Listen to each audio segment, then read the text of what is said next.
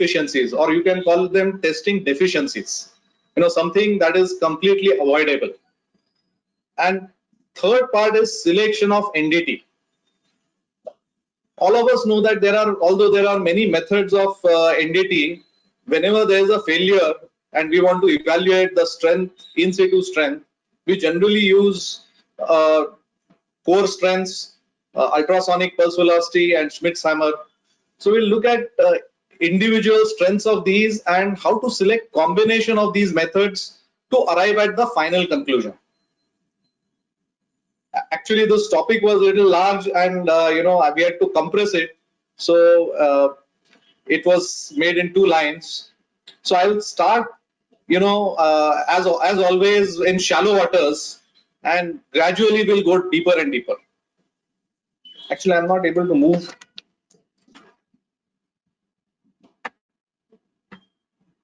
Yeah.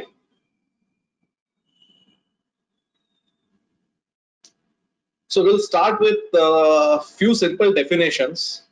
That in concrete technology, we must understand that we have a specimen, which is an individual cube, and a sample, which is set of 3 cubes.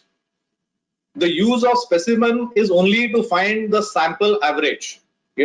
Once you find the sample average, the specimen is redundant. It has got no significance, absolutely. So once you have found the sample average, the subsequent part, like finding standard deviation or the acceptance criteria, everything is based on sample averages.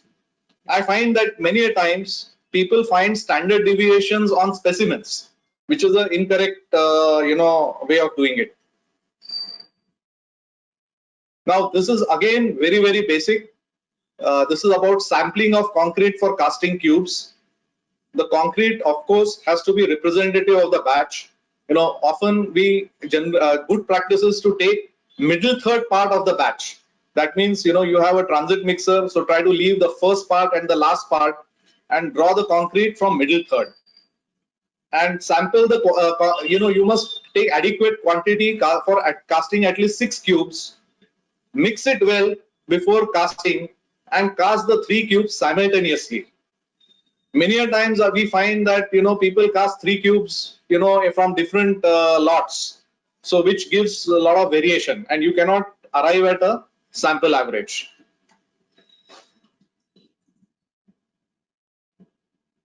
Then of course some very, very basic steps. Place the cubes on a level surface, because if you don't, then concrete will level by itself and it will change the dimension of the cube. We always cast in 3 layers, each layer being tamped 35 times. And most important is point number 4 and 5, which is not generally followed at sites. We don't move the cubes immediately in a shaded area, and we don't cover the cube molds with MS or a glass plate. It leads to a lot of evaporation of water. Cubes having a very small mass, their evaporation can really reduce the water content inside.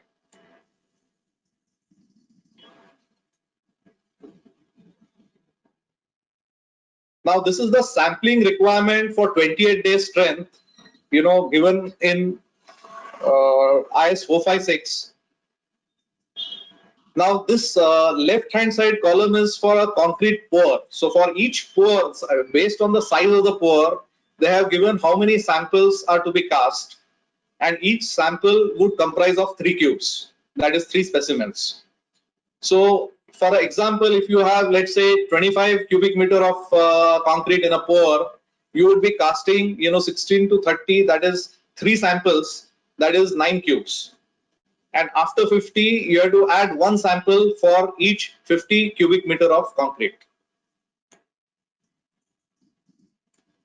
Now, the most important thing about finding a sample average is, as I mentioned, that specimen 1, 2, and 3, we find the average first, and we check whether the lowest result and the highest result, they fall within plus or minus 15% of the average. So if you can see on the screen, the first sample, is 16% lower than 24.3. So it is, not falling within 15%, whereas the second cube is 15%. But in this particular case, this sample is to be rejected. You cannot consider this sample for calculation of you cannot use it for acceptance criteria. You cannot use it for finding standard deviation also. Now this second sample that we have, you have three cubes which are relatively closer, and the lowest and the highest values are within 15% of the sample average. So you can accept this sample. So sample 1 is rejected and sample 2 is accepted. So it starts from that. The next part is finding the standard deviation. Of course, we find the sample average. We check for 15% variance and reject the samples having more than 15% variance, which we explained in the previous slide. And then we find the standard deviation of the remaining sample averages. And we need minimum 30 samples for finding standard deviation.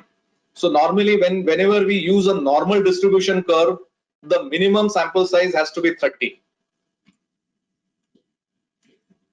So this is the standard formula all of us know, and I have said that standard deviation is found for samples and not for specimens. And the standard deviation has to be more, the number of samples have to be more than 30, because if they are 30, the formula changes and you have to use another distribution, and normal distribution cannot be used. So normally when you are starting any work, you do not have 30 samples. So what do you do? So IS 456 says that you can start by assuming the standard deviation, which is 4 MPa for M20 and 25 and 5 MPa for M30 and above. So you start with this, and as soon as you get a standard deviation of 30 samples, you can start using that. Now the acceptance criteria for as per IS 456, is the average of 4 non-overlapping consecutive samples shall be more than grade of concrete plus 4 or grade of concrete plus 0.825 times standard deviation. So greater of the two is the acceptance criteria. So a lot of people think that average strength can be above characteristic strength, but no, the code has given a margin, and this margin has been statistically calculated. This 0.825 has got a specific reason, and its calculation is given in SP23, how it is arrived at. And it also says that individual samples should be more than grade of concrete minus 4. So that means the average lot it is not sufficient for the average strength of concrete pour to cross the characteristic strength, but it should be at least 4 MPa additional margin has to be there, or 0.825 times, whichever is greater.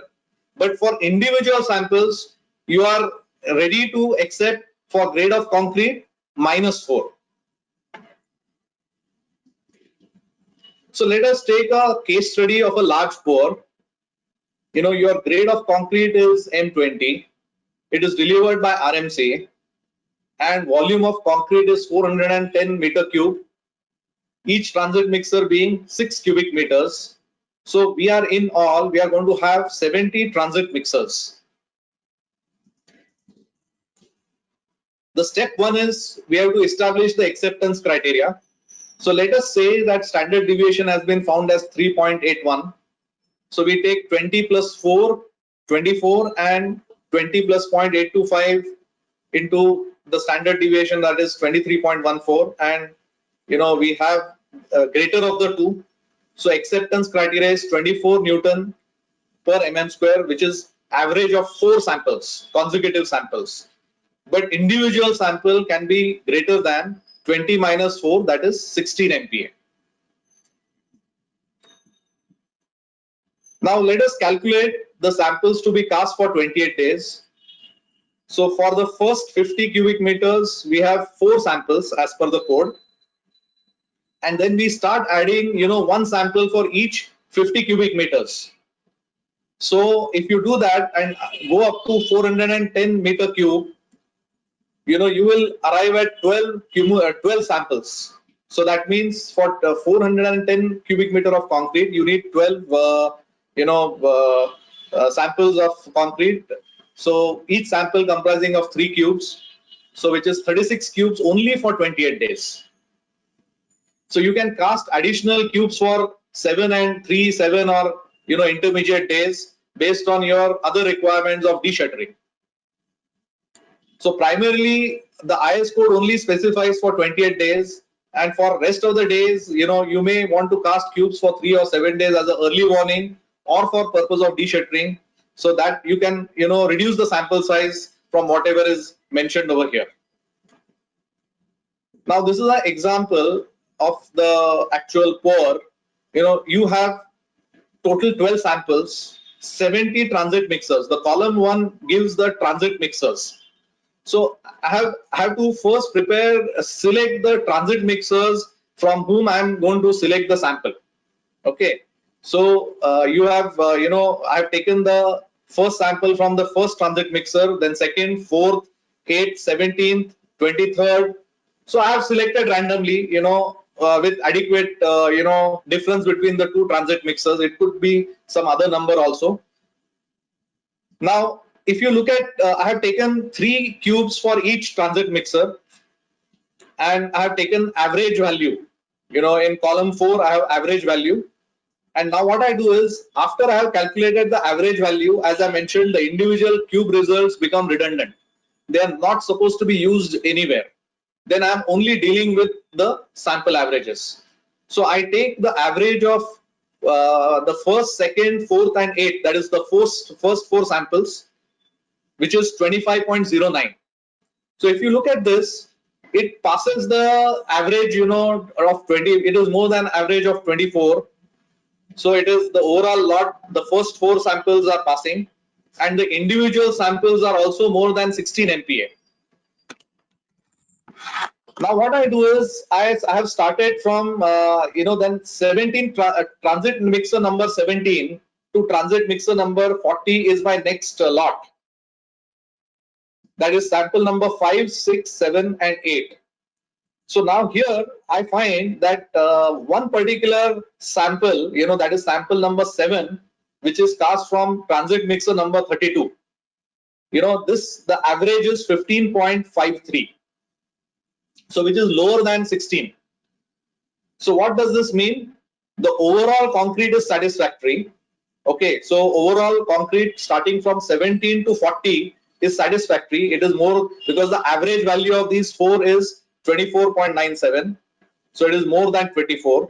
But individual sample number 7 falls below 16 MPa.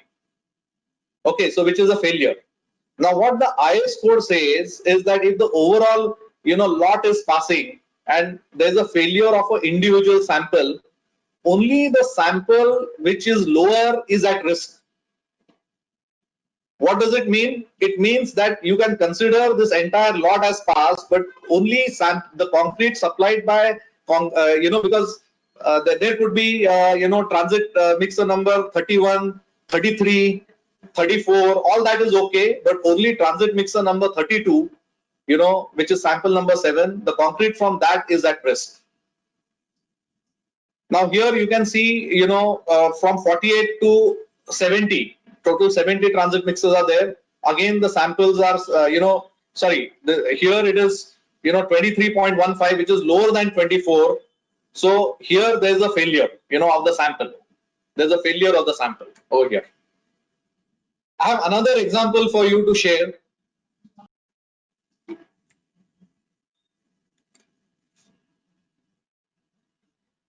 Another case, you look at, last batch, where transit mixer number 48 to 70.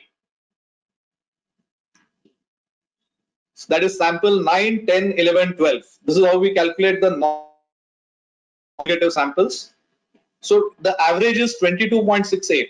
Now here also, although all the individual values are above characteristic strength, from not accepted, because it doesn't, have the margin, acceptance criteria is not met. So what does the code say? The quantity of concrete represented by the strength test results, all concrete between the first sample and the last sample of the group for acceptance criteria. But if you look at transit mixer number 48 to 70, all that concrete is deemed to have failed, because that is represented by that sample.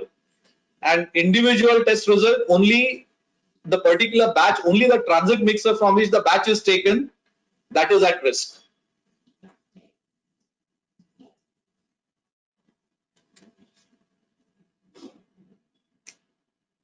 This is when we are taking cube results, we are also doing it for getting an early warning and doing early deshuttering.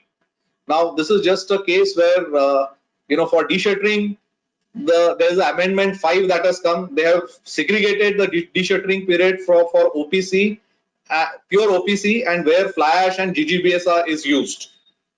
So they have differentiated. They have given some additional number of days for soffit of slabs and beam soffits when you are using fly ash and GGBS.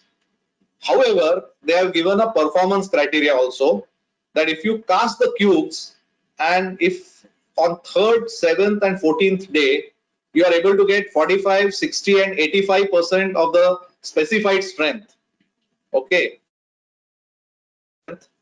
then you can certainly deshutter. You can deshutter based on the OPC criteria. Another thing about why we take 3-7 days cubes is for early deshuttering. So there is a clause 11.3 for stripping time, in IS 456. What this clause says is that you may not follow the criteria given. Follow the criteria given. 28 days, provided you are actually casting and testing cubes. So it says that if you are casting the cubes and subjecting it to the same levels of curing, and if you are getting a strength that is twice the stress level developed at the time of deshuttering, then you can, you are ready for stripping the formwork. That is what it simply means is, some samples, 2 samples for 50 cubic meters, additional 1 sample for every incremental 50 cubic meters. Cure the cubes on the structure with the cast concrete. Normally, you would expect a stress level of 40% of the grade of concrete. This can be given by the structural engineer. So if you achieve 80% of grade of concrete, then you can deshutter. Okay, and for longer spans, it can be, as a safety parameter, it can be 100%. Actually, there was a seminar in April where director of BIS mentioned that they are revising SP 23 and they are planning to more explicitly give this performance criteria in that. So let us hope that this comes very clearly in the revised SP 23.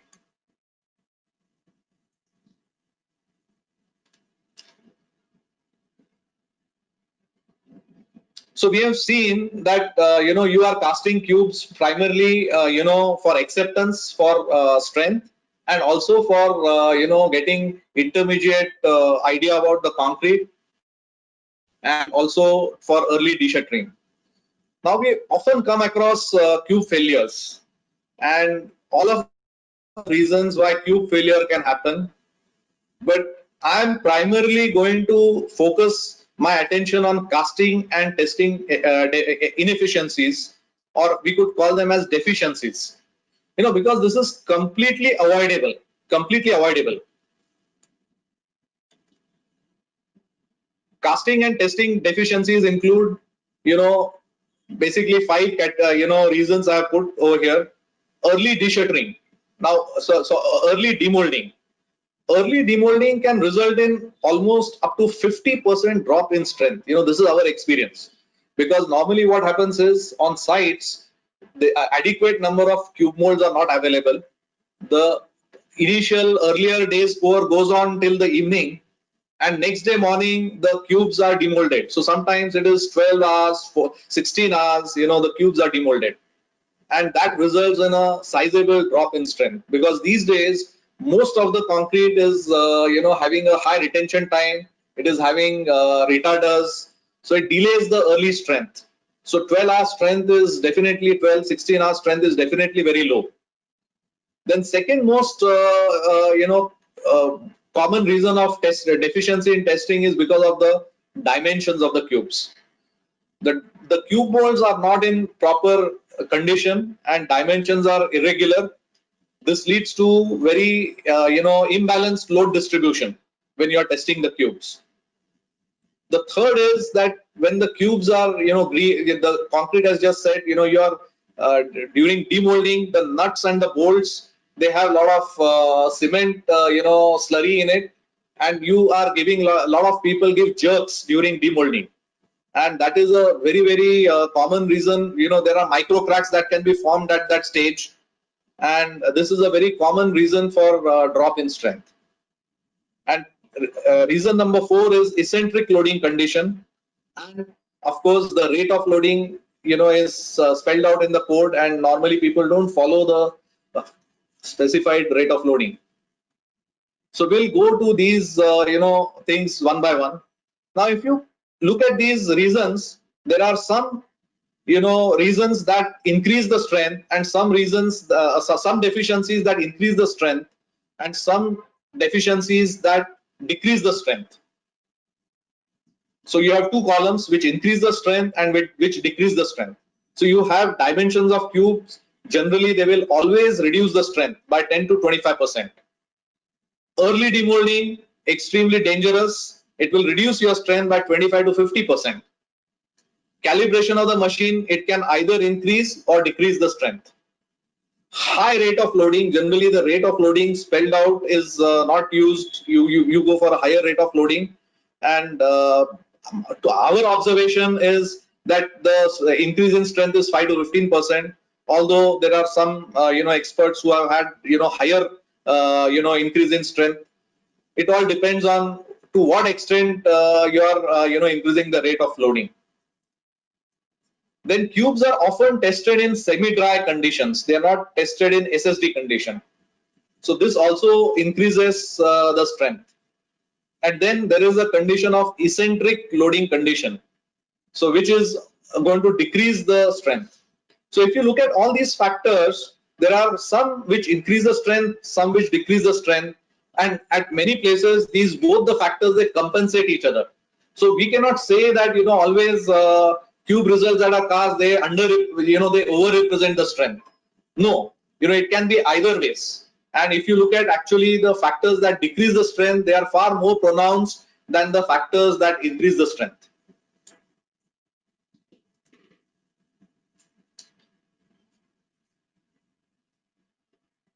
Now, one of the problems with test rig is at many places the screw type CTM is used with a fixed plate at the top. It is advised that you should never use this machine. I'm not talking about a particular brand, but this type of machine, because the top plate needs to have a ball and socket arrangement with spring loaded. So it has to move. If it is rigid, then even there is the slightest deformation in the cube, the load distribution will be eccentric. And I have personally experienced a lot of failures because of such type of loading condition. Now this is what an ideal cube should look like. You can see the sharp edges, corners. That is the way a proper cube would be. But what normally we see is a cube like this. So what do you observe? You will see that the edges are not proper, the corners are all gone, and this is a clear sign of early demolding. This cube would have been demolded after 14 to 16 hours, and it has lost its corners. So one of the ways where and what will it result in? It will result in eccentric loading condition. The load distribution will not be uniform across the cube.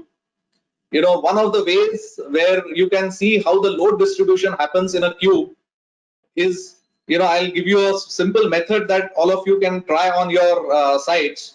Keep a carbon paper between the two white, fullscape pages. Can you all see? Hello? We can see. Yes, It's sir. visible. Yeah. Yes, we can.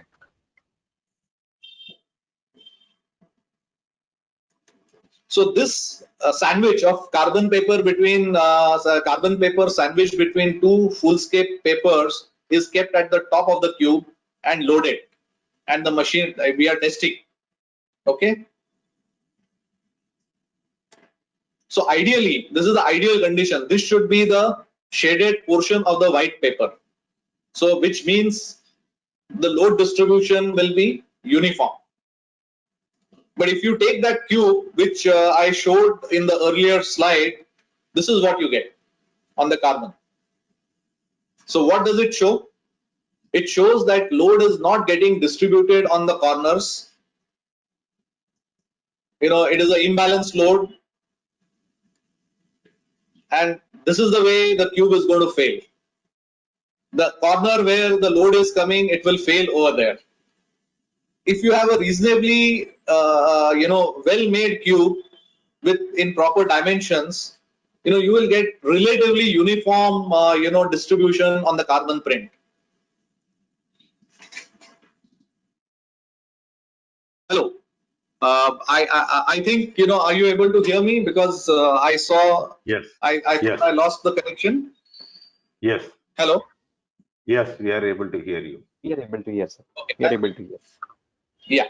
So if you look at this, it is like of course it's a photo, so there's a slightly, it is not exactly a cube because the angle from which the photograph has taken, but you can see the distribution is uniform, and this is what a dumbbell shaped failure, a tension failure is what normally you should be getting.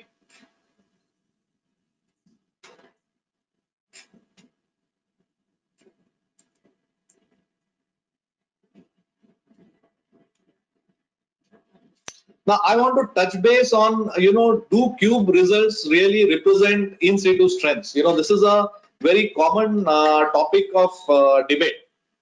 Okay. And, most common differences cited are, cube results cannot represent in situ strengths because curing conditions are different. Where normally on sites you follow 7 days curing, and in laboratory we are curing the cubes for 28 days. This is the first one. The second reason that is cited is temperature of water in the curing tank is 27 degrees, whereas actual temperature may be different. Now I would like to cover both these points. This is of course my own views and based on certain data that we have acquired. If you cure the cubes for 7 days and leave them in the air, and if you cure the cubes for 28 days, the difference is extremely marginal, provided your first 7 days cubes is reasonably good. So yes, if you are not curing the in situ concrete properly, it will make a difference, but the difference purely between 7 days and 28 days is very, very minimal. The reason for this is that in 7 days, today's concrete sizable hydration takes place, and a lot of the concrete becomes substantially impervious at that point. So it is able to trap enough moisture inside for the balanced hydration to take place. So this could be a factor, but the impact between 7 and 28 days is not much. Then temperature of water, of course, we are curing the curing temperature is 27 degrees, but there's a reason for it. Your cubes are having a very small mass, and when you are actually casting concrete on sites, it has got a very large mass. And as all of you are aware, because of the heat of hydration, the actual temperature of concrete, in sites will be actually higher than 27 degrees. So actually, according to me, this is not a major factor that is going to affect. Then third point is related with compaction. Yes, you know, you are tapping the cubes 35 times and you are not sure how well the concrete is compacted on the side. But again, you know, these days we are dealing with highly pumpable, highly workable mixes. The compaction factors are very high, and there isn't a major difference between little less compaction and little more compaction. In fact, little more compaction will result in segregation. Of course, compaction, I'm not saying that compaction is not important. It is very, very essential. But the impact that you can have because of that on the actual in situ strengths, according to me, is not significant. So actually, that is the reason why cube strengths are across the globe are cube or cylinders are accepted as primary, you know, primary source of accepting or rejecting the concrete. And all other methods, you know, whether it is NDT or core, they are generally adopted only when the cube results are, not passing, or as a, as a method of additional quality control. Then another point is that, you know, if you read SP 23, the code accepts that in situ strengths will be in the range of 55 to 85% of the cube strengths. Okay, so code also does not say that your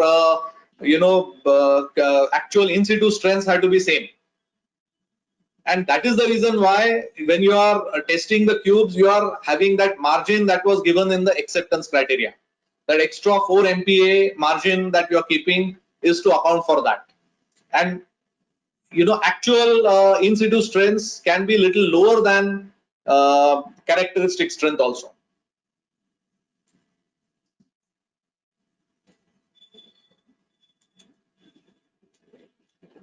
Now, when we are concluding on cube results, you know, one of the most important, we have seen the acceptance criteria, you know, and we have seen 3 examples. Now, one of the most important thing to remember is that you are looking at concrete as a whole. You know, the general basic assumption is that members resist forces as a group.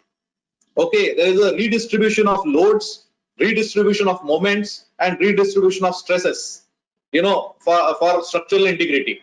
So it is normally the case that you have a slightly stronger member will carry larger moments of or larger loads, and a weaker member will carry little less moments and less loads. So this natural distribution happens.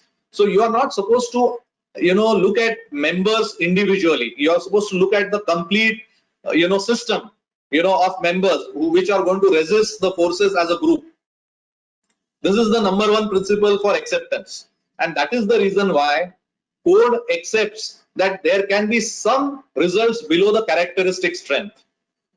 Okay, you know, don't have, you know, they say that characteristic strength is the you can have 5 to 10% values below the characteristic strength. So individual samples failing is not considered as a failure. You know, that is the reason why. And there is a mention in SP 23 which says that, you know, individual samples can be as low as 80% of characteristic strength. So what you need is the system as a whole should have an average strength with adequate margin. And concrete is to be accepted and rejected as a whole and not for individual batches. Generally, when you are collating the data, you are supposed to conclude as a whole.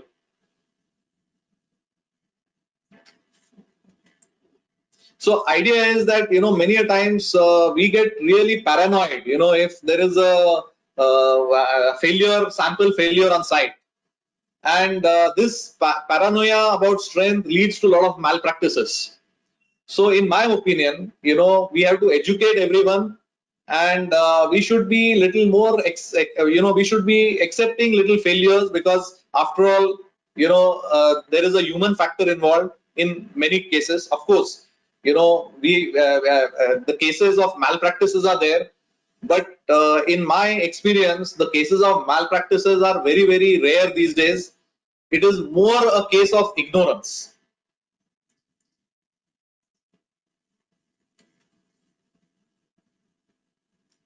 Now, we now come to, core testing. We've had, some discussion on cube testing. Whenever cube results fail, generally we go for core testing. Of course, NDT is also an option. Now, the virtues of core testing are that it is the closest estimate of in situ compressive strength. Okay, closest estimate. It is not the final thing. It takes on it. The advantages are that it can take into account factors like actually compaction, curing, and placing of concrete. So we may the cube results. We say that may not be same as what is the site concrete. This takes into account all the site conditions. We have to take minimum average of 3 cores as per the code, and it is used for estimating the average strength of the pour. This is very, very important. When you take a average of a set of cores, you are finding average strength of the pour and not estimating individual strength of members. I am specifically mentioning this because in some cases I have seen contractors drawing or clients insisting that you draw a core from individual member, and based on that they recommend certain strengthening. So you have to have average of 3. So if you are if you are trying to establish strength of a particular member, then you need 3 cores for that member, which is not the actual purpose. You are averaging it out for the entire core. And last factor is the most important thing, that core testing generally underrepresents the strength due to extraction and testing inefficiencies. So in my view, core is although we say is the closest estimate of in situ concrete we can get, but it generally does a lot of injustice to the actual concrete, because there are so many testing deficiencies that can happen in core testing. Because people talk about testing deficiencies in cubes, but if you look at the procedure of core testing, it has got even more possibilities of things going wrong. And that is the reason why core testing is not a standard test as a primary test. It is always the secondary test for acceptance. So what are the factors that affect the core strengths? The first is the location of extraction. We will look at this in little more detail. The disturbance that can be caused during the extraction. This disturbance could be because if your core bit diamonds are not okay, they are worn out on one from one side more, there'll be little bit of eccentricity. The bit is not perfectly circular, there are some dents on it. It will lead to certain vibrations. Then if your core bit is touching the steel, reinforcement steel, it will result in some knocking, which will again cause some disturbance. So although we call core as a undisturbed sample, it is not. Nothing can be a perfectly undisturbed sample. Then there is a disturbance during transport. When you are transporting the cube, there will be certain jerks. Then there is a method of capping that is most crucial, and method of testing. If not tested properly, cores will give very, very low results. So as per the code, you are saying that average of 3 specimens should be greater than 0.85 into characteristic strength, and individual specimens can be 0.75 into characteristic strength. Now you can see the difference between how code is differentiating between the in situ strengths and the cube strengths. For cubes, you are supposed to have the characteristic strength plus a margin. Okay, you're supposed to have a margin over characteristic strength for average strength. Whereas when you're testing cores, you are okay with 0.85 times as the average strength, 0.85 times the characteristic strength.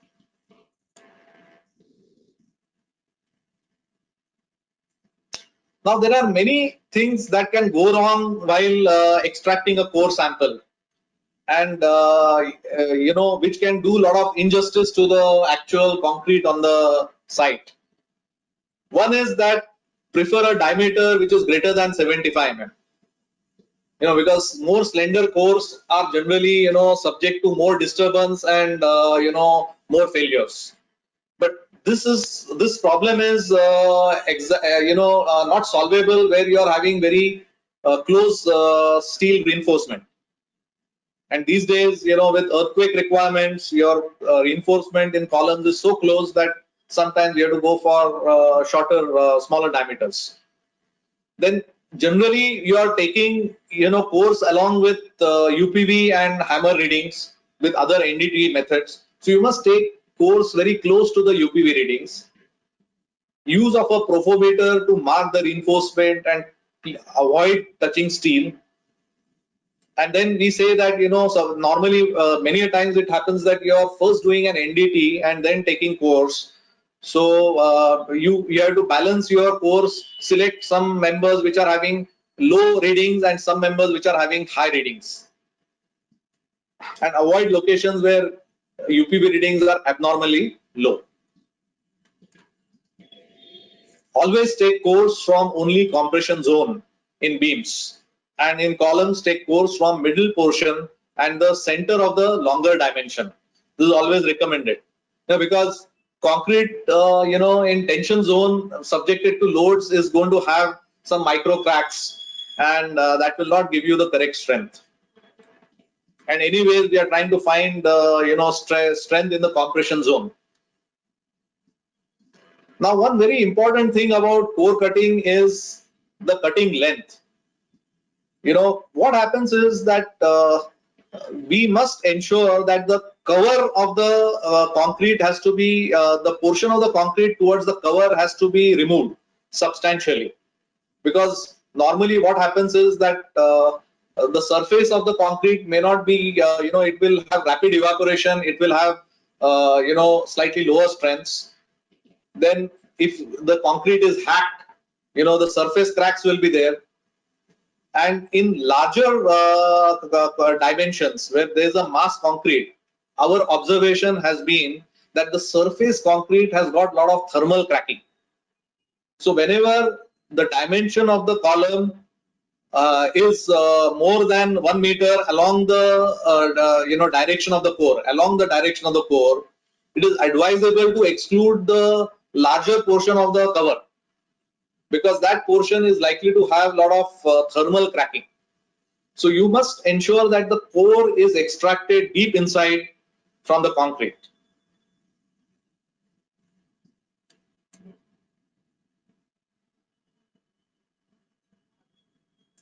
Then core capping and testing is also very important. You can cap. There are various methods available for capping. Some people used to use sulfur capping. Then you have epoxy capping and high strength gypsum.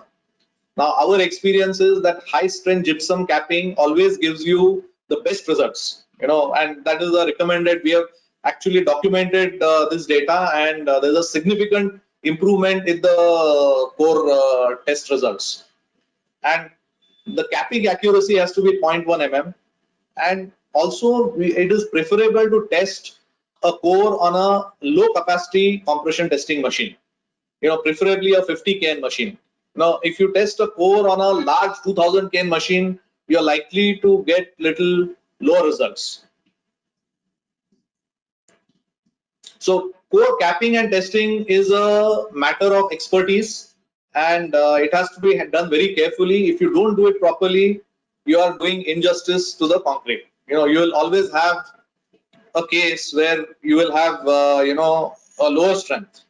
Now this is a core capping process. We are using gypsum capping, high strength gypsum capping.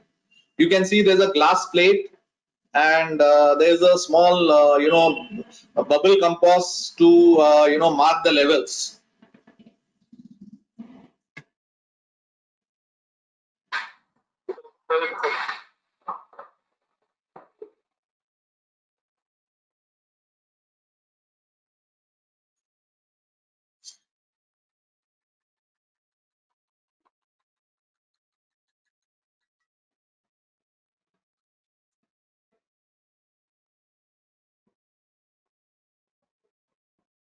You can see there is a masking tape at bottom and top, and the white lines that you see outside on the side of the core are masking tape. And, you know, it's a flat surface. It gleams like glass actually. It should be so flat.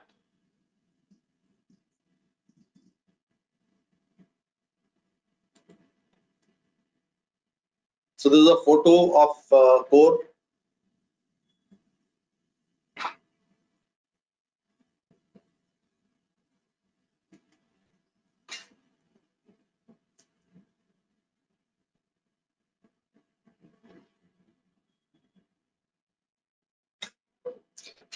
Now, as I mentioned, you know, wherever there is a failure, we are looking at core strengths and non-destructive testing. Now, although cores give a very close estimate of the strengths, there are certain limitations of you know, cores. That means sometimes the concrete will be so having such a heavy reinforcement that you may not be able to extract you know, reasonable diameter of core from all locations. Then core testing is not 100%, you know, it is little invasive, you can say. You cannot extract too many cores, and it is very expensive, and you cannot cover large areas with core testing. So we also adopt non-destructive testing, and primarily for strength purpose, we are commonly using pulse velocity and rebound hammer. Okay, so in these, you know, whenever we are using pulse velocity and rebound hammer, we are taking certain you know, parameter of concrete. Like in pulse velocity, we are measuring the pulse velocity, and in Schmidt's hammer, we are measuring the rebound number, which is a measure of elastic modulus of concrete, and then we correlate it with the strengths. Now this correlation is very important. The correlation can be found, you know, in the laboratory with help of concrete cubes or at site. You know, what we normally do is that you actually do a very large sample of in situ concrete, you know, take measurements on site of UPV and hammer readings, and take cores from the locations very close to the UPV readings and test them, and then establish a correlation. Between laboratory correlation and field correlation, I would always recommend field correlation, because that is more accurate. Because in laboratory correlation, the cubes, you know, the dimensions of cubes is 150 mm, and it is known that UPV readings are not you know, that accurate, you know, in smaller dimensions. And then what we do is we correlate strength with the parameters like pulse velocity and elastic rebound, and form an equation which is known as regression equation. The accuracy of prediction depends on the quality of the statistical data. It is very important, quality of the statistical data. It is not about the number of data. Of course, you need a sizable number, but you need a high quality data where you are, you know, taking all care. Like, you know, suppose you are, you know, correlating it with cores, then the capping process and everything has to be proper, you know, for when we are establishing that correlation. And of course, the methods of analysis used. You know, there is a simple regression, and there are more advanced techniques of analysis which can accurately establish a equation. One very important point about choosing the location of UPV is take, you know, of course, most of you know this. This has already been covered by some other eminent speakers who have conducted, you know, take readings only from the compression zone in the top half, you know, then two reading. Now this is very important. You know, we generally take two readings not more than 1 meter apart. Now, idea is that why you are taking two readings. Two readings are taken to basically arrive at you know, representative value for that member. Let's say it's a column. Now, if somebody may say that I can take two readings 2 meters apart. So idea is that you need to have one single reading to represent that particular member, and that is the average of the two readings. And when you are taking the average, the two readings should be consistent with each other. If they are far away from each other, then you cannot find an average. And you're also, you know, taking a core result very close to that reading. You know, I will compare this with cube results. You know, when you are taking cube results, you are not expected to take, you know, cube results from different portions of concrete. You know, you are supposed to mix the concrete together and cast the 3 cubes together. So then you get consistent 3 results, which then represent that, you know, particular batch of concrete. Something similar. So in columns also, you take 2 readings near the middle portion 1 meter apart, and readings can be taken at center of the longer side. Now, when we are, all the NDT methods are based on statistical correlation. You know, so that means you are measuring certain parameter, and finally you are correlating it with certain measure of strength, which will be either be cube or core. Okay, so we need to know certain basic statistical terms, something like standard error. Standard error is the measure of error in prediction. What is the error, possible error in measure of, you know, in prediction of results? Then confidence interval, the range in which the values will, predicted values will lie. So let us say that 20 MPa plus or minus 2 MPa or plus or minus 3 MPa. So the range is plus or minus 3 MPa, that is the interval. And degree of confidence, it is the probability that predicted value will not stray out of the confidence interval. So you say that I am 95% sure that my values will be between 20 plus or minus 2, or 90% sure that my values will be between 20 plus or minus 2. Generally, the degree of confidence used in all our statistical, you know, correlation and concrete is 95%. And last is correlation coefficient. You know, it tells you how closely the data is, you know, related. You know, what is, how close is the relation that you have established. A very strong correlation means the value of R normally varies from 0 to 1, and a value close to 1 means a very, very strong correlation. That means your predicted results are going to be very, very accurate to the actual values. And anything that is a weak correlation means a very low value of R, which means the scatter is or erratic. You have not been able to establish a good correlation, and results will not be accurately predicted at all. The variance will be very, very high.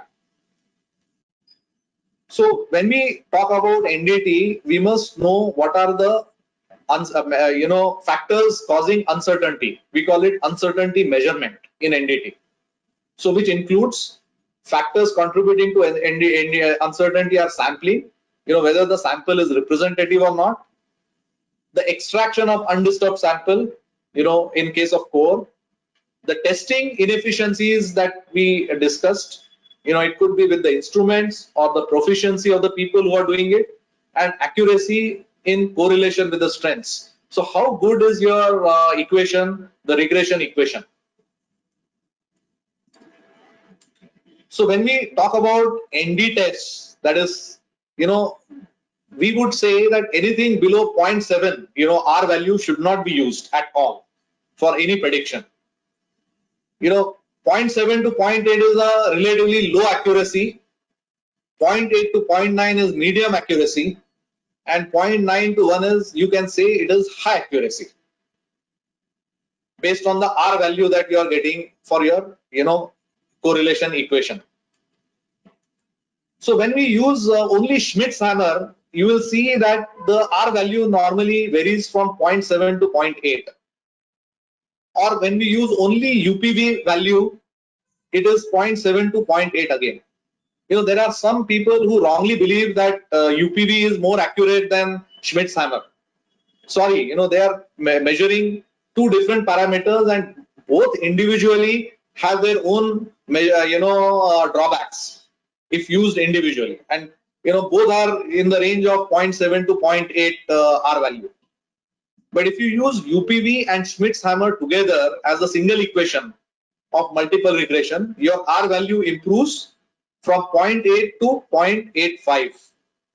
And if you want further improvement in your accuracy of prediction, you need to use UPV plus Schmidt-Hammer plus core as a combination, and you can get a R value of 0.9 to 0.95. So your variability between the predicted values and the actual values will be very, very low. So normally a combination method using UPV, Schmidt-Hammer and core to establish the final strength, as a single equation is what is recommended. Now there are certain more advanced statistical tools that are available. They are namely cluster analysis and multiple regression. Normally what happens is when you are establishing the correlation, concrete, can be M50, M50, M60. It can be with flash, without flash, with different aggregates, and you have a very large database. So you cannot use a single equation for that entire database. So a cluster analysis will cluster that data into smaller clusters, and then with help of multiple regression, where you have more than 2 or 3 variables, you can find a separate equation for each cluster. So this is how it is. This is a scatter that you had. This is a representation. You had a scatter correlating, compressive strength with NDT values. So if you find a single equation, the scatter would be very high. But if you are able to cluster it and find a separate equation, your accuracy will definitely be much more. Now let us look at, how do we select the NDT tests? That was our, the last topic. So part 3. So given this background, whenever there's a case that individual sample fails, that means, let's say that 4 samples you have taken and overall the concrete is passing, that is average of 4 consecutive samples, but individual sample is less than characteristic strength -4. So only in this case you can probably use a pure Schmidt-Hammer. And what you are, what is recommended is that Schmidt-Hammer can be used, and suppose that strength is not very, very low. If it is very, very low, then of course you should go for core strength and other, combination methods. So what you can do is you can compare the result between concrete that has passed, so other transit mixers which have given satisfactory results, and you can compare it with the concrete that is provided by that particular transit mixer and compare the results. Because it is possible that failure could be on account of testing deficiency. It is not necessary that bad concrete has been supplied. And only if you find that there is a lower strength, then you can go for additional tests.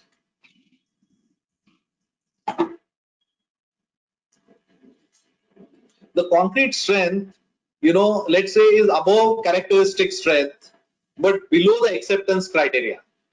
We saw, I gave a case study of a large core in which we found that transit mixer between 48 to 70, although the results were above characteristic strength, but they were not meeting that margin of 4. So in such case, you can use a combination of UPV plus hammer, compare the results of concrete that has met the acceptance criteria, and the sample size could be, greater of 25% of members in question, or you can choose at least 6 members per 30 cubic meters. Now these are, the code doesn't give exact sample size. Now the sample size that you choose has to be dependent based on how accurately you want to predict the results. So greater the sample size, lesser will be the sampling error.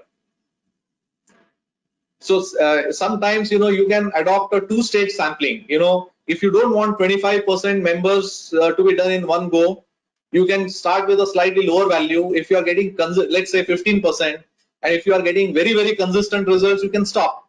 But if you are slightly getting variability, then you need to increase the sample.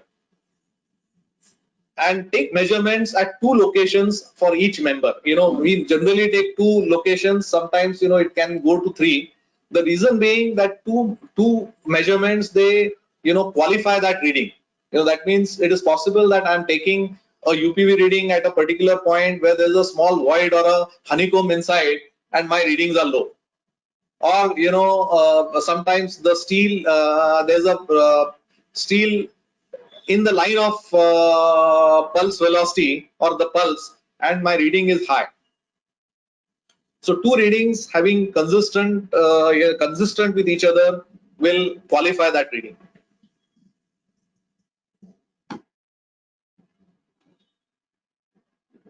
Then third, the cube strengths do not meet the acceptance. The concrete has failed completely, and it's lower by more than a grade. Then we would recommend a combination of UPV plus hammer plus core.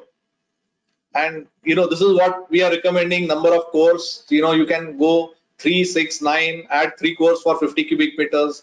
Now this is based on our experience. Some other, there are various people who have done their own R&D. They will come out with their own samples. No problem with that. The European code does recommend certain samples, but our Indian code does not give any, specific samples. And then, you can have ND tests for 15 to 25% of the sample.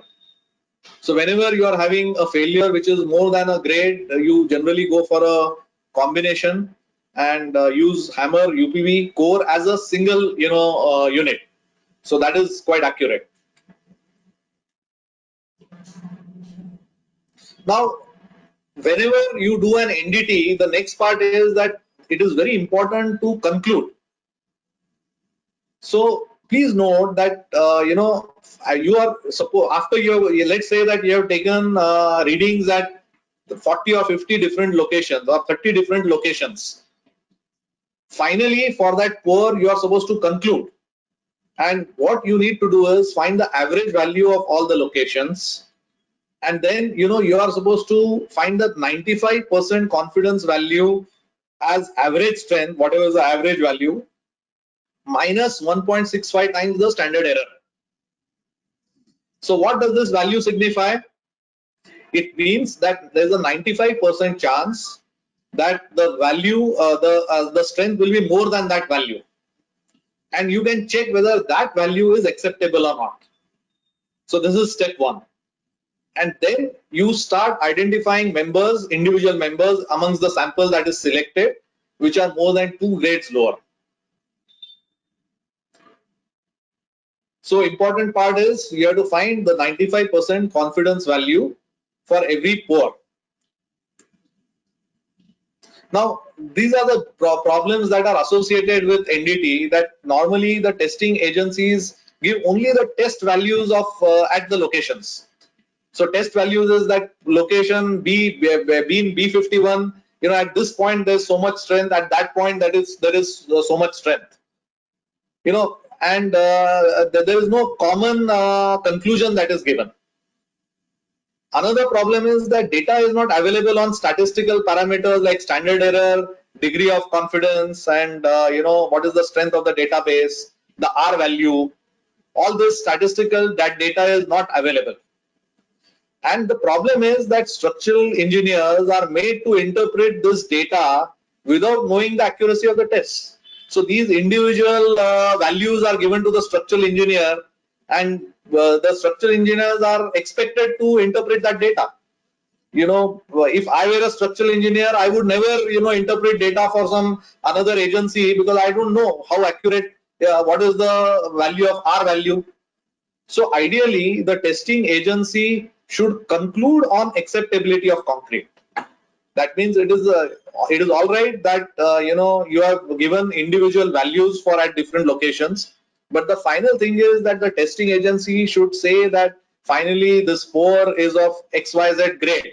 Instead of M30, you can call it as M26 grade or M27 grade. And then that data goes to the structural engineer. Then the structural engineer, of course, is the final authority. He can, conclude. He can apply his own factor, his own judgment, and then take a call.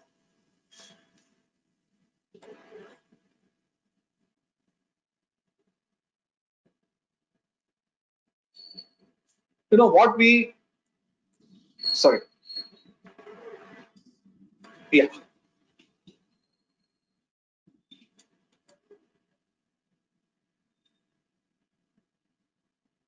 So normally what a questions a structural engineer should ask, or even a site engineer should ask, is he should ask what is the final grade of concrete of the pour, what is the standard error of correlation, what is the standard error, and of course he should also know whether the correlation that the laboratory has established is with cubes or with respect to cores, because two will have completely different acceptable values, what you can accept. And yeah, it is sometimes we are too paranoid about certain results falling below the acceptable value. Again, when you are evaluating a concrete pour as a whole, it is possible that one or two members would be having a slightly lower value, but we must remember that the members are going to act as a group as a whole, and there is a redistribution of loads, moments and stresses. So we have to see whether the entire system as a whole is capable, is satisfactory or not. That is step number one. And number two is that we can also identify certain areas which need strengthening, the members that are at least 2 grades lower. So there are many, to conclude on this entire topic, I would say that the cube results need to be, interpreted properly. First step is that we should not have any testing deficiencies. Testing deficiencies, are arise out of more out of ignorance rather than malpractice. And it is our job to increase the awareness, and it is the losers are actually the engineers and the contractors themselves. Then second is that we should correctly interpret the data based on the acceptance standards given in the code, and we are supposed to interpret the entire concrete for every pour as a whole, and avoid individual, so we should not get too paranoid about individual samples not meeting the criteria. Third is that whenever we do NDT, it is we have to select the method properly. Either it is individual method or a combination of methods. We must correctly interpret the data. We must arrive at the final grade considering the standard error of correlation, which is the 95% confidence interval value. And the testing agency should conclude actually and not give data. But I must add to this that there are many a times the testing agencies may not be at fault, because if they have to conclude on a particular grade of concrete, you need a certain sample, and it so happens that the contractor or the client, they have certain budget constraints, and they decide the sample. So in that case, it may be difficult for the agency to give a final conclusion. So ideally, it should be the agency should give the recommended sample size and what accuracy they can predict the results. And based on that, structural engineers can take the final decision whether to accept the concrete or to reject the concrete. But in my experience, there are many cases that you can completely avoid NDT or retrofitting, by doing proper testing and proper evaluation. I think I've finished my today's talk, so I'm open for questions. And I must add that the many views are my own. I would welcome if somebody wants to differ, he's most welcome. All of us come with certain experience and certain we have come across certain projects, so we form our opinions based on that. So there's no such thing as final ultimate truth in civil engineering.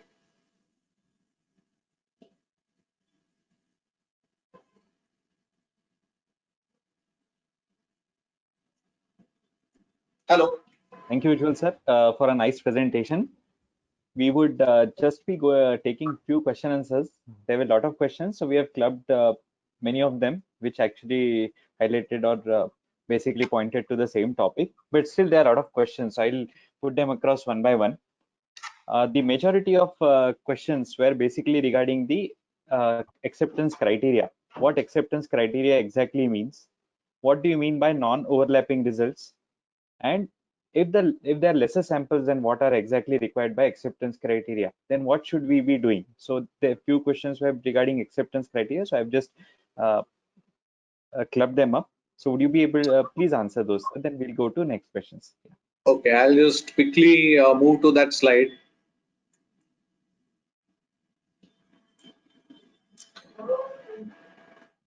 Yeah. So first question was that you are having non-overlapping samples. Okay. Non-overlapping 4 consecutive samples. That means, if I have taken sample number 1 to 4,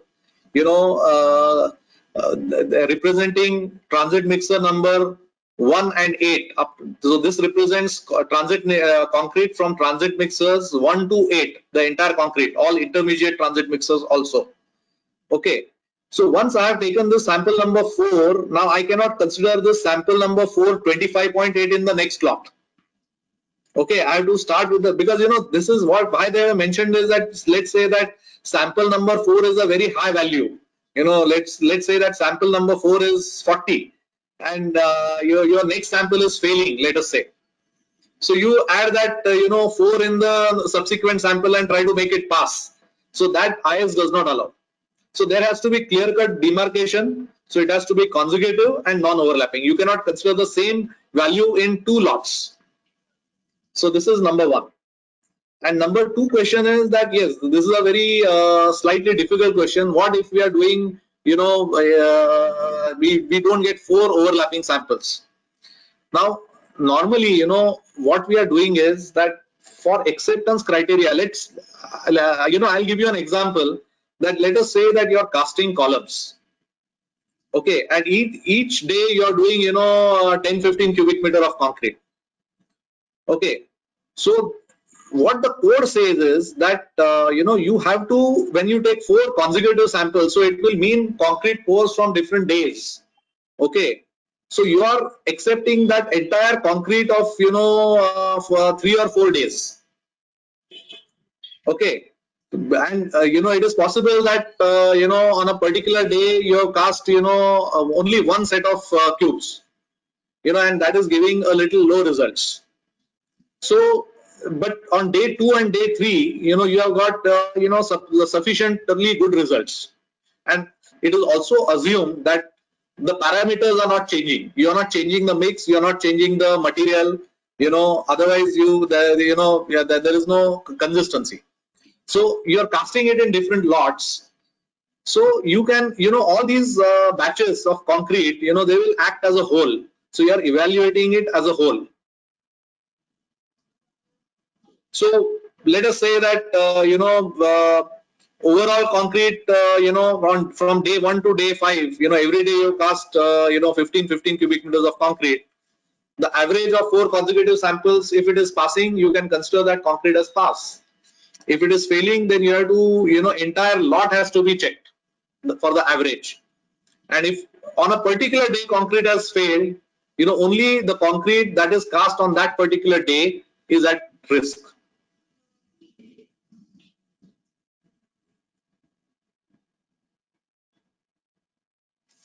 Am I clear? Yeah, I hope the question what everybody wanted to ask is clear. There's one more question, sir, that which basically would be a situation with many would be actually coming across, that they have only got one sample, and that sample has actually exceeded the 15% criteria for average strength. So in that case, what should they be going to do, because the sample will become invalid? So what they need to do later on? This is one thing. There's also a similar thing based on the sampling, that IS 456 of course specifies 4 samples for first 50 cubic meter and subsequently 1 sample every 50 cubic meters. But there is a code of practice for ready mix concrete which specifies 1 sample for 50 cubic meters or 50 batches, whichever is greater. So what should be the way we should be doing when ready mix concrete is being used, or what should be the way when site concrete is used, and how to go about it? Yeah. So I'll answer both the questions. First question was related with, can you just first part of the question? Hello? first question basically meant that we have only got one particular set, and that has got variation more than 15%. So what should So we do over actually, here? yeah, actually speaking, when you have only one sample available, this is a very common practice, common occurrence. Most probably you're casting fewer cubes than that is recommended by the code. This is number one. Number two is that this normally happens when you don't follow the sampling procedure that I explained in my presentation. So whole idea that all the you should have average values, all the values within plus or minus 15%. You need to cast the 3 cubes simultaneously from the same portion of concrete, that is sampled, not separately. Some people cast, they will take one gamela of concrete, cast 1 cube, then another gamela of concrete, cast second cube. So that is not acceptable. And even after doing all this, if you are having a variation that is more than 15%, you have no option but to resort to NDT. So you can use, depending on overall results, you can use either Schmidt's hammer, because if the average results are above characteristic strength, but you simply cannot accept the sample, then you can do only Schmidt's hammer test. But if your average value, if your results are below characteristic strength, then you need to go for either core testing or UPV. The second question was related with RMC, code for RMC and code for site, IS 456. So actually RMC code, that is for the quality control of the batch, the RMC operations. But as a site engineer, you are supposed to have 4 samples initially, because you are accepting the concrete at project site, and there are a lot of things that can happen between the batching plant, at the batching plant and what happens actually on the site. So if you have to accept the concrete, you have to follow the criteria that is given in the IS 456, that is initial 4 samples plus 1 sample. But IS 456 also says that the RMC and the client, they can agree on an intermediate number of samples. So that means, let us say that you are fairly confident about the RMC. So, and you can agree for a sample that is, which is slightly lower than what is recommended in IS 456, and follow that. But that should be done before, taking the services, RMC services. Thanks, sir. There are about at least 5-6 more questions, so I'll just go through them quickly. There's one more question is that we have got standard deviation from actual 30 samples. So once we get the actual standard deviation, can we change our target strength based on that particular standard deviation for our mixed designs? Exactly, you can. But you can do it definitely. But for actual acceptance, you mean? Yeah, for the design of the concrete. That's what is the question. Yeah, you can do that. Okay. And there is one more.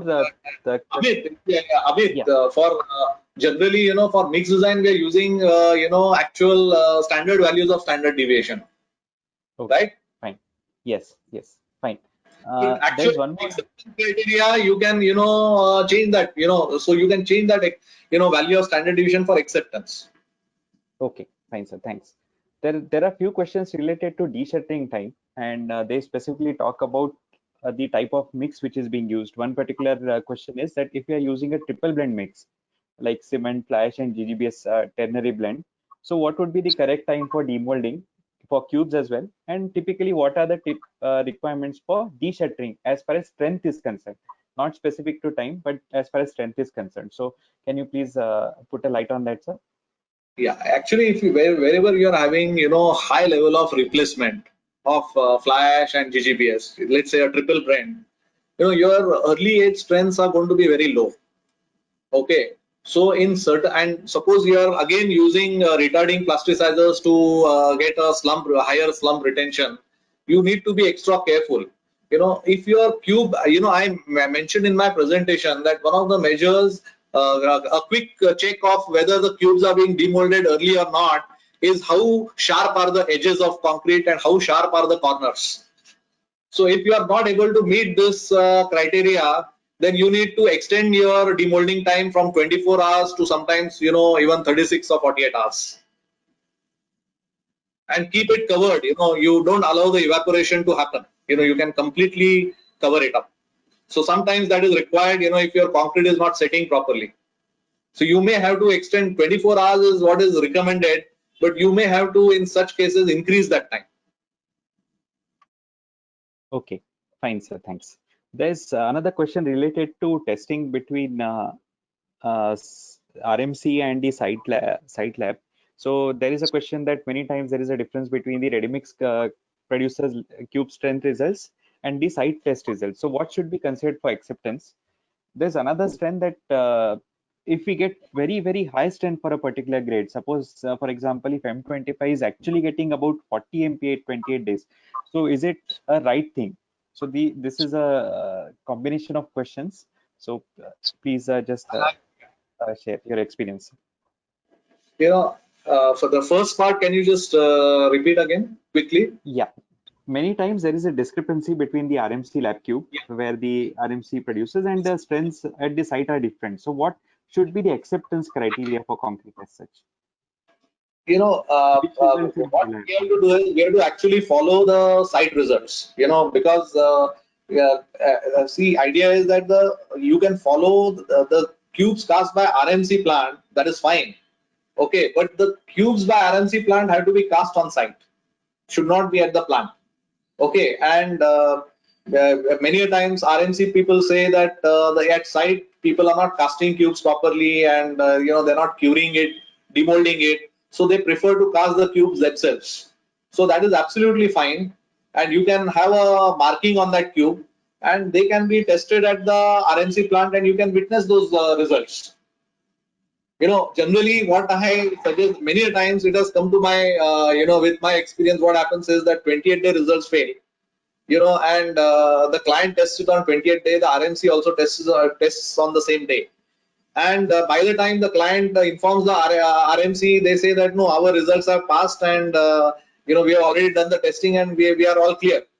So in such case, I have recommended to my clients that you can test your cubes on 27th day. And if those results fail, because there's very little difference between 27th and 28th day, then you ask the RMC player to hold those cubes for a witness, because you can't witness each and every lot of cube that is being tested by RMC, not practical. So this is what I recommend. Okay, thank you. There is a question regarding course as such. So it is about capping material. The query is that what should be the thickness of capping material, and even epoxy can be used as a capping material. So this is a combination of two questions again. What is the typical thickness of capping material, and can even epoxy be used as capping? See, generally it is, capping epoxy is also used. Epoxy is a good material, but our own personal experience is that high strength gypsum works out much better, compared to epoxy. And when we use high strength gypsum, it is few capping. It all depends on how good is the core surface. Okay. Here I've shown it coming in the video. Sorry. Okay. Coming to the second last question, sir, there is one particular question as to there are many cases that we get 7 days strength of about 70 to 75%, and we generally proceed with the concreting activities based on them. So what to do if the 28 days strength actually does not meet the criteria? It is far lesser than even 95% or the acceptance criteria given by Indian standards. So if the strength is only coming to say about 90% or 85% of 28 days strength, required 28 days strength, so what to do about it in that case? Should we just rely on 7 days in that case? Yeah, actually, what I recommend is that you should establish a good correlation between 7 days and 28 days. When you are finding the standard deviation, if you have a good database available, because what happens is that what we say that your 7-day strength should be 75% of your 28-day strength is dependent on the type of cement you are using, the type of mix, the water cement ratio, the cement content, and temperature conditions. So you should have your own targets, which you have to establish for 7 days. Okay. And if there's a failure, then you have to do NDT. Right. Coming to the concluding question, so fails